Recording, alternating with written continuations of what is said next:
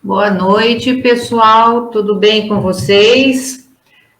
Estou eu aqui, Silvia Leão, junto com a minha parceira, Vanusa, para a gente começar essa live aí super gostosa, super interessante.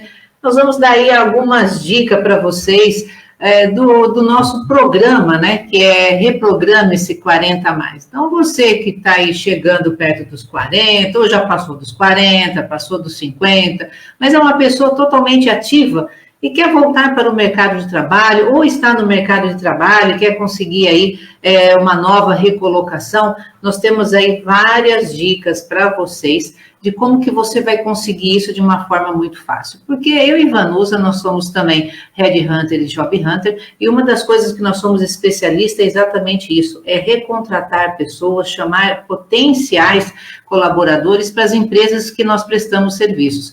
E dentro, né, desse mundo do 40 mais, a gente percebe aí uma grande dificuldade desses profissionais adentrarem o mercado de trabalho por algumas questões até que muito simples, fácil até da gente conseguir contornar tudo isso.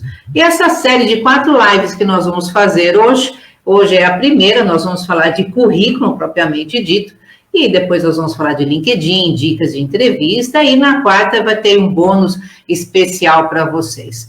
Então, boa noite, eu já vou deixar a palavra aqui com a Vanusa para a gente começar nesse bate-papo aqui bem legal. Vanusa, boa noite, seja muito bem-vinda. Boa noite, Silvia, boa noite a todos, muito obrigada por me receberem nessa conversa, né? Gostaria de agradecer a todos por estarem nos prestigiando. Hoje a gente vai abordar esse assunto do 40 mais, que é um assunto que a gente sabe que está sendo bem relevante para muita gente, né? A gente vem sentindo muito nos processos seletivos, onde a gente trabalha como Headhunter, essa dificuldade das pessoas conseguirem se recolocar no mercado de trabalho após os 40, né? Então, a gente gostaria hoje de estar compartilhando nossos conhecimentos, falando um pouquinho mais sobre posturas profissionais, dicas de currículo, que às vezes a gente está deixando de se atualizar, às vezes está muito tempo fora do mercado de trabalho, né, Silvia? Sim, e às vezes a pessoa acaba não se atualizando, e aí o currículo chega lá para o recrutador e acaba não sendo visto, né? Então, exatamente. Exatamente. Vanusa, fala para mim, você que recebe aí alguns currículos das vagas, né? Acredito que você também receba currículos aí de profissionais 40 a mais, né? Ou 50 a mais, ou que já estão chegando, né? O que você percebe nos currículos de uma forma geral que não está bacana e que você percebe que a pessoa tem habilidade, tem competência, mas aquele currículo não é representativo do potencial desse candidato? Então, o que mais pega, assim, o que mais nos passa de informações, às vezes a pessoa não é tão objetiva na função que ele está querendo se candidatar, né? Então, em alguns casos, o candidato acaba poluindo demais o currículo com informações excessivas, porque às vezes ele acaba contando toda uma história da carreira dele lá desde os 14, 18 anos, que acontece muito no caso de quem já está em 40, um pouquinho mais, ou chegando perto, né? E aí acaba tendo aquele currículo de 3, 4 páginas e o recrutador não vê isso. Porque o recrutador precisa de ser uma pessoa bem objetiva, ter as informações bem precisas, e muitas vezes não acontece isso. Então, o recrutador já descarta ou acaba nem dando muita atenção.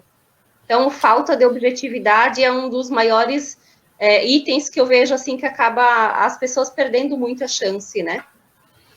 Eu também percebo isso. Uma das coisas bem importantes é a gente estar conectado com o que está acontecendo no mundo atual. Às vezes a pessoa ela tem muito conhecimento, por exemplo, na área contábil, na área de controladoria, ela está atenta às novas regulamentações, às leis.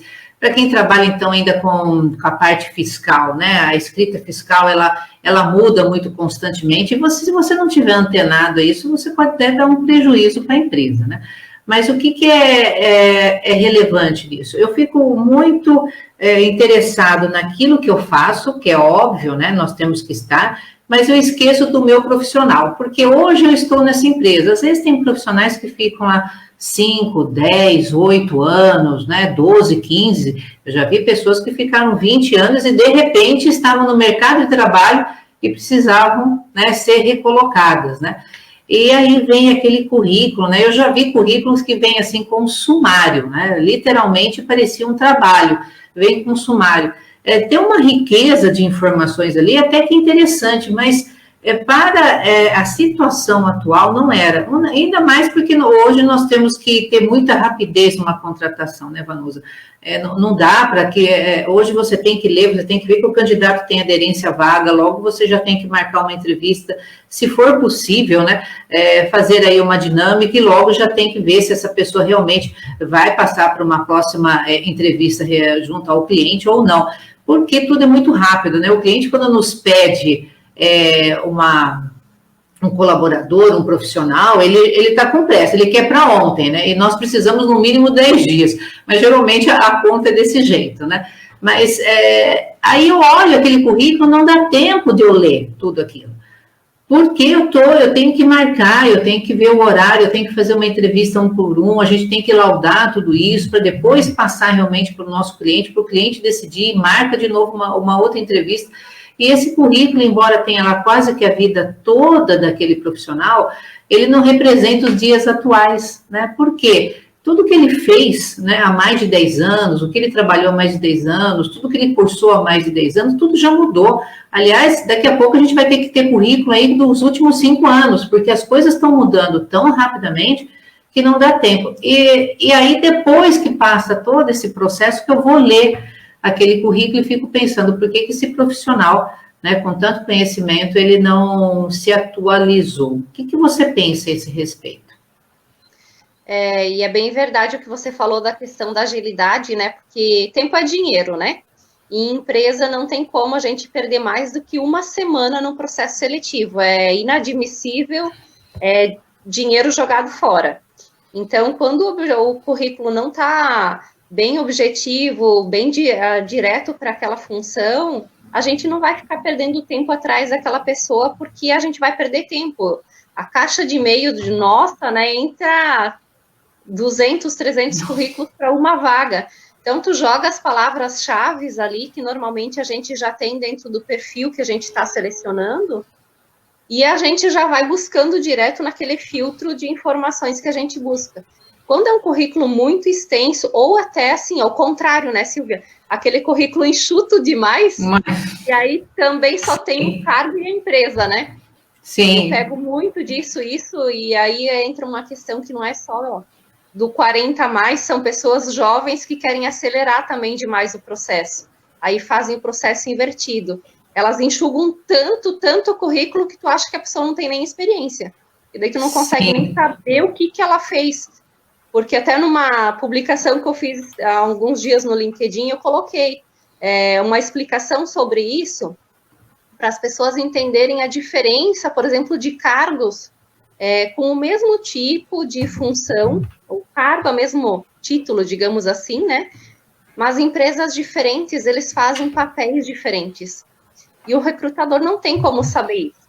Então, um exemplo básico, que até esses dias a gente acabou comentando na mentoria e conversamos também, são pessoas, principalmente na área administrativa, um exemplo bem básico, ou auxiliar de produção. Auxiliar de produção, existem produções do quê? De milhões de coisas.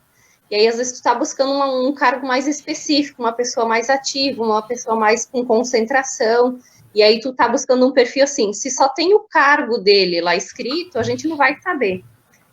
O exemplo do auxiliar administrativo ou assistente, tu só vai saber o nível, porque tu não vai saber se era focado na parte de RH, se era focado na parte comercial, se era focado no financeiro ou fiscal, né? Que o administrativo, ele engloba um geral, mas cada empresa tem um diferencial. Então, se tu não coloca essas informações, fica muito vago. É outra chance de você não estar sendo recrutado, né? Não sei se tu concorda com isso, se a tua visão é essa, mas nos processos que eu faço, eu encontro muito disso. Ou de mais ou de menos. Não tem um equilíbrio. Exatamente. Foi em 2000, acho que foi não sei se foi 2019, acho que foi 2019, eu estava contratando uma assistente administrativa, e no caso precisaria ser do sexo feminino, por conta das coisas que iriam fazer lá. Eu recebi um currículo, né, de uma pessoa que se dizia também assistente administrativo, né, e que tenha trabalhado 20 anos dentro de um único local. E ela estava no 40 mais, né? No 40 mais. E ali eu falei, tá, assistente administrativo. Eu acabei chamando porque eu precisava entender o que esse assistente administrativo estava fazendo, né? E aí, na entrevista, que eu tive que tirar realmente dela tudo que ela estava fazendo. E o que ela fez nessa empresa não dava aderência para a vaga em questão. Né, não conseguia, não era bem aquilo, né, que eu estava procurando. Então, eu tive que tirar isso dentro da entrevista para poder saber o que ela estava fazendo, porque o currículo dela realmente não falava nada, falava que é assistente administrativo, mas o que a pessoa fazia? Então, realmente, o que você falou tem tudo a ver, não adianta ter todo esse conteúdo, muita informação, se você não explica para o recrutador o que é exatamente isso que você está fazendo. É verdade. E a questão que você colocou ali dos últimos 10 anos, realmente já está praticamente no limite de colocar os 10, talvez já seja um ponto para a gente, recrutadores, começar a avaliar talvez uma redução dessa margem de 10 Sim. anos, porque uma pesquisa que saiu ultimamente, faz em torno de uns 3, 4 meses, que a média do pessoal que entra no mercado de trabalho agora, o pessoal mais novo, é uma média até 3 anos de empresa. Não é mais aquele pessoal que ficam 7, 12 anos, 15 anos, formam carreira dentro de uma empresa. Existe ainda. E a gente tem que parabenizar e tirar o chapéu para eles, né? Parabéns, e eu acho que é isso mesmo. Mas a média do mercado hoje mudou, o perfil do candidato mudou, que eles querem sempre estar buscando novos desafios, e quando a empresa não acompanha esse acelerador deles, eles acabam trocando, né? Então, em 2 anos não fui promovido, não tive o que eu estava buscando, já corre para outra. Então, talvez esse tempo de 10 anos, talvez daqui a pouco a gente, como recrutador, tem que reduzir, porque em 10 anos, se ele contar a história dele lá no currículo, 10 anos vai dar de 5 a 7 empresas. Aí sim. A gente vai ficar lendo de 5 a 7 empresas por candidato em cada currículo. Sim. A gente tem que começar a avaliar esses detalhes. Não sei se seria o teu ponto de vista. Sim, ainda mais porque muitos jovens, né, que estão adentrando o mercado de trabalho, eles estão adentrando até pelas startups, né? E quando você fala de startup, a startup ela é uma roda que não para de girar. Então, assim, ela requer muito o pessoal que está mais conectado, eles querem o pessoal que já vem, não é o pessoal novo, vamos deixar isso bem claro, porque tem startup aí que tem o 40 a mais, mas eles querem pessoas com outra vivência, porque a startup ela não é igual a empresa tradicional, que vem com aqueles processos que vão ficar 10, 20, 30 anos com aquele processo. Então, eles trabalham muito a questão do ciclo PDCA e também vão fazendo o ciclo entre as pessoas, né? Por quê? É uma eterna roda que a gente vai testando várias coisas, né? E você fazer uma reciclagem de vez em quando é bom até para o profissional, como é bom também para a empresa, porque gira ideia, gira vivência nova, experiências novas, né? E isso que aí é o mais interessante. E por falar em currículo, né? Quando a gente coloca lá o objetivo, por exemplo, porque eu pego muito currículo que vem escrito